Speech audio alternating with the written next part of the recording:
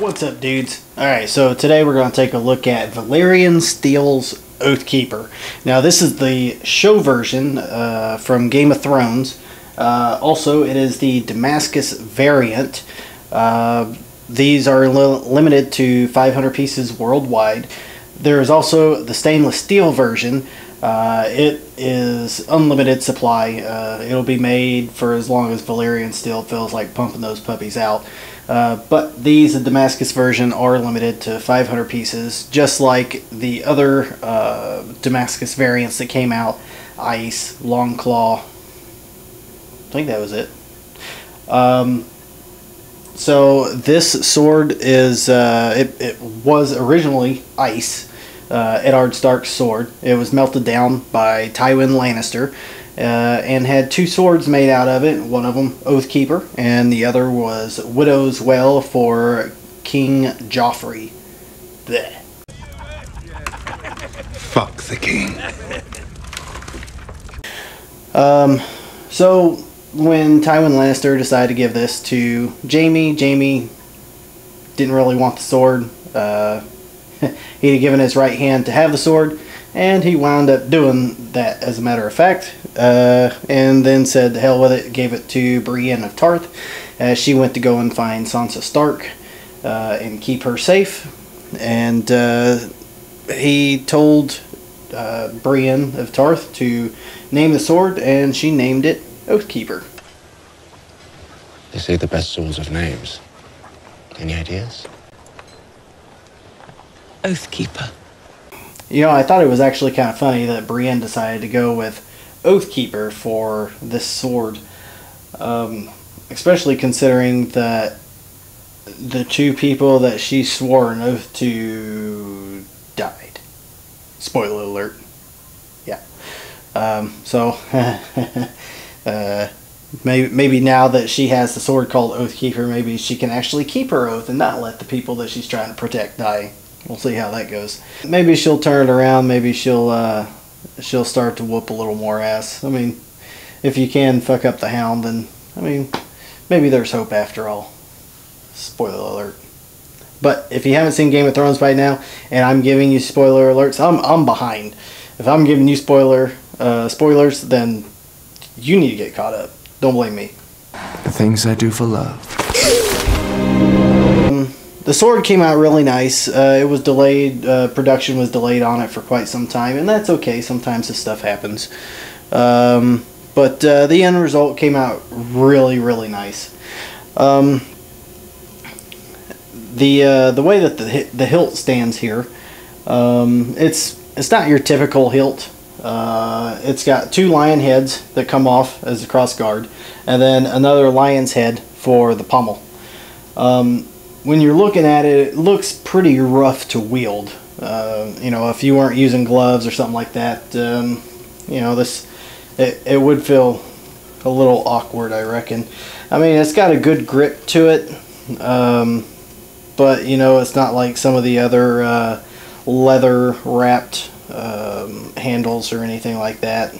But I imagine if, you know, you're wearing leather and male gloves, probably wouldn't be so bad. It wouldn't really matter. This being this pommel of the lion's head being kind of off to the side like that, it's kind of awkward, but you know, it is what it is. So they have the handle looking like it's bronze. It's actually steel, but they also have a little red jewel in the center, kind of like it's supposed to be like a ruby, with 4 pearls surrounding it. The blade itself, it's dull, it's false edged, but it is Damascus. The Damascus pattern is quite nice. I'll do a close up here in just a moment and give you a better view of what the pattern looks like. It is pretty dark, which is cool. That's fine. Some people like it darker, some like it lighter. I like the way that it came out. It came out nice.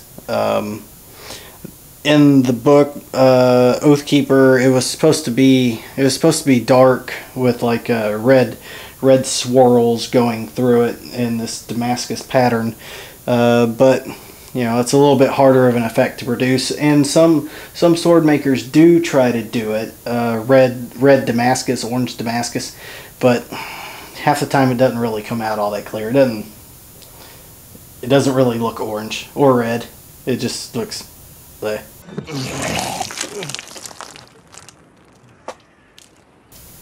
So right now you can find Oathkeeper on the Valyrian Steel website. The Damascus version, like I said, 500 pieces. Once they're sold out, they're done for.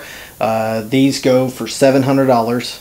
And typically after these Damascus versions sell out, they tend to double, triple in value if you're trying to buy one second hand on like eBay or some other sort of auction site. They also have the stainless steel version. It's $270 on the website. You don't really have to worry about it running out anytime soon. But if you want the Damascus version, then you might want to get on it sometime soon, because I mean, $500, that's not a lot, but then again, $700 is a lot. So weigh your options, don't put yourself out over it. But you know, if that's the route that you want to go for it. It came out beautiful. So the placard for the sword carries the sign of Tarth.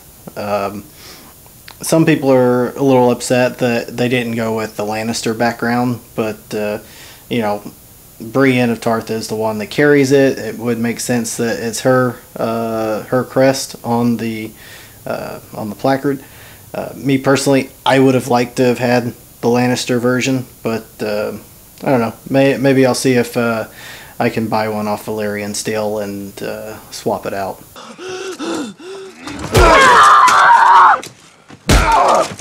Okay, so we're going to take a close-up look of the sword here. This is the pommel with the lion's head. And, you know, this is the one little thing that kind of throws me off, just because maybe it's I'm OCD or something, but with it being asymmetrical because of the head pointing one way, kind of throws me off. But, you know, the detail in the head came out really nice.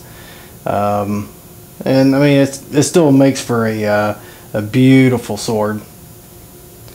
And then here you can see the red gem. It's a little dark, so I mean, you get the light on it right, it'll look red. And then the 4 pearls that are on either side of it. And then you have your crossguard running out, lion's heads on either side. One of the small goofs that I found in this was that where the blade meets the guard, there are small traces of glue up in here. I was trying to see if I could get them off, but it's on there pretty damn good. So hopefully the ones that y'all get don't look quite so bad. And it doesn't really stand out, but you know, I pay pretty close attention to what I'm getting, what I'm paying for. So I noticed it, it's there. Just telling you. On the flip side of the blade, and it's going to be really tough to see. There it is. You can kind of make out that's going to be the serial number, the maker, the model number, which is VSO112D as in Delta. Oathkeeper 161 of 500. Made in China. Oh yeah. Keeping the Chinese in business. Alright, so there's a pretty good view of your Damascus pattern. It's pretty wide and wild there in the center, in the blood groove, and then once it gets out to the edge of the blade, it kind of tapers off some, and you can see there right on the edge it's not so crazy anymore. It's a little more tame. But for the most part, the pattern on the blade is pretty well done. I can't complain. The blade overall is really dark. Some Damascus, some are light, some are dark. Some have huge variations between the light and the dark on the blade. This one just kind of pretty much blends in all together. from a distance it just looks like it's a gray sword, but you know, some of them come out that way.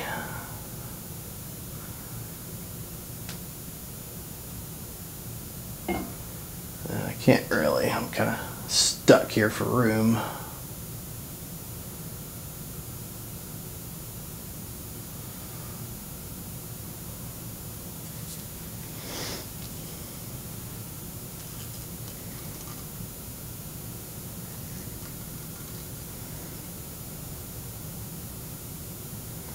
But the lines came out really nice. You know, where this thing was halved and put together whenever they were doing the mold for it and whatnot. I mean, it came out clean. I mean, overall, I've been really happy with this sword. And I look forward to getting it hung up on my wall. I'll be relocating the majority of my Game of Thrones collection to a different room so that I can expand a little bit more than what I can with the room I have at the current point in time. Looking forward to buying a lot more from Valyrian steel. The pieces that I have so far have all been excellent, and can't wait to get the next one.